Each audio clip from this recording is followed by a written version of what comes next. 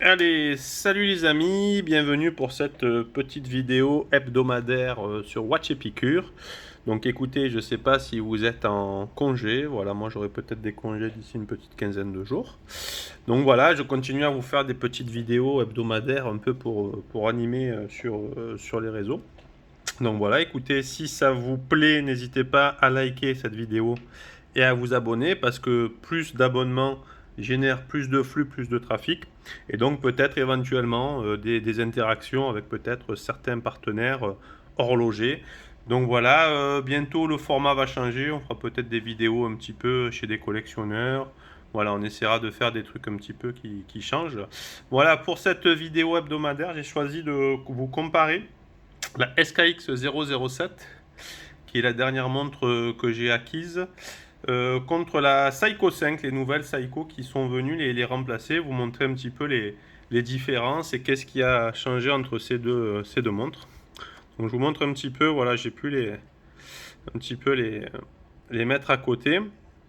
J'ai pu tester leur. J'ai un peu du mal à vous faire des vidéos dans l'obscurité, mais pour vous montrer leur luminor en fait.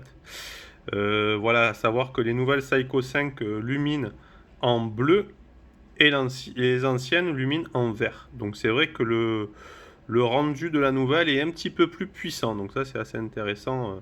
Voilà pour les gens qui aiment bien le Luminova. Voilà, s'ils font éventuellement de la plongée ou quoi, c'est assez intéressant. Donc on va regarder un petit peu l'évolution de la gamme, puisque d'une montre de plongée qui était la SKX, on est passé plutôt sur une montre de sport.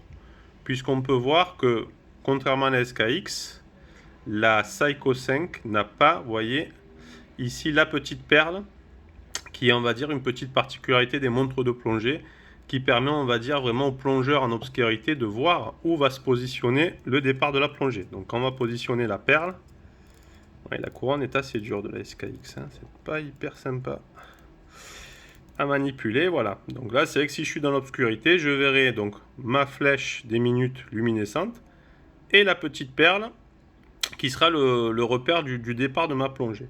La graduation aussi de la lunette, vous voyez, ici sur la SKX, on a des...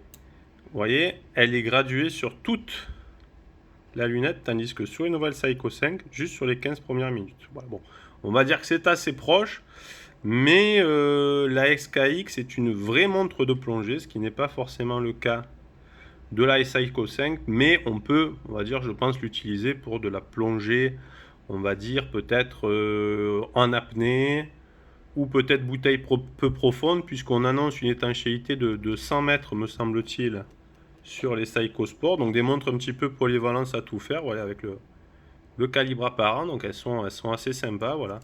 Avec des designs, voilà, un petit peu, le fond est légèrement ensoleillé, avec une petite patine coquille d'œuf.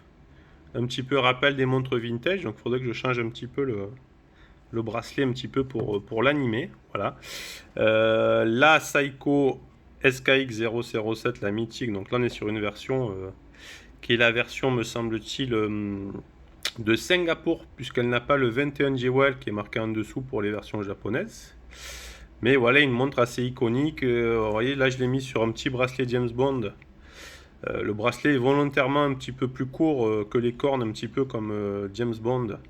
Sean Connery dans Opération Tonnerre, je crois que sa submarinaire, où il y avait une petite différence entre le NATO et la montre. Bon, il y a un fond gris, une montre qui va pouvoir s'habiller avec tous les bracelets, toutes les formes.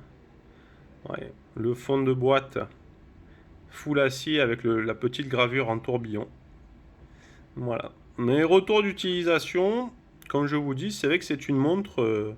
Alors moi, c'est vrai que je l'ai eu tard la SKX, hein, donc, mais je pense que les gens qui ont eu une SKX en premier, voilà, n'ont pas de point de référence. Voilà, moi, c'est vrai que j'ai la chance de manipuler beaucoup de montres.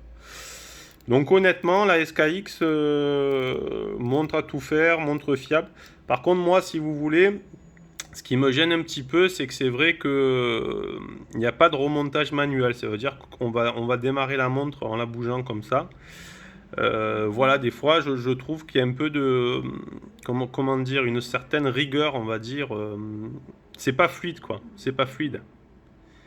C'est pas fluide. Maintenant, c'est vrai que c'est un calibre, on va dire, entrée de gamme hein, de Seiko, mais bon, qui est très fiable. J'ai pas calculé la dérive du temps, si elle perd ou elle perd pas, mais c'est vrai que ça a été quand même grandement amélioré sur les nouvelles Seiko, donc elles sont un petit peu plus sympas à l'utilisation. Là, nous sommes sur du 40 mm, là on est sur une 42, donc elle est un petit peu plus masculine. D'ailleurs, pour rien cacher, c'est ma copine qui porte la Seiko Sport. Voilà. Puisque moi j'ai un poignet, on va dire, pas un poignet de poulet, un poignet moyen, mais les gens qui ont des poignets fins, je trouve que c'est une jolie pièce. Après, si on les regarde un petit peu sur les profils, ça reste à peu près équivalent. Là, on a des cornes percées sur la 5 Sport. Donc c'est vrai on reste dans des zones assez proches. Aujourd'hui, voilà, ce type de montre se trouve aux alentours de 280 euros. La SKX, les prix montent un petit peu, mais ça reste encore accessible. Voilà, peut-être une montre qui aura peut-être un petit potentiel de collection. Bon, faut pas s'entendre à des choses extraordinaires. Mais voilà, bon, c'est l'été, on a envie de se faire un petit peu plaisir. Il y a les soldes aussi. Donc les soldes, je vous encourage. Il y a Yema qui fait 30% sur sa boutique.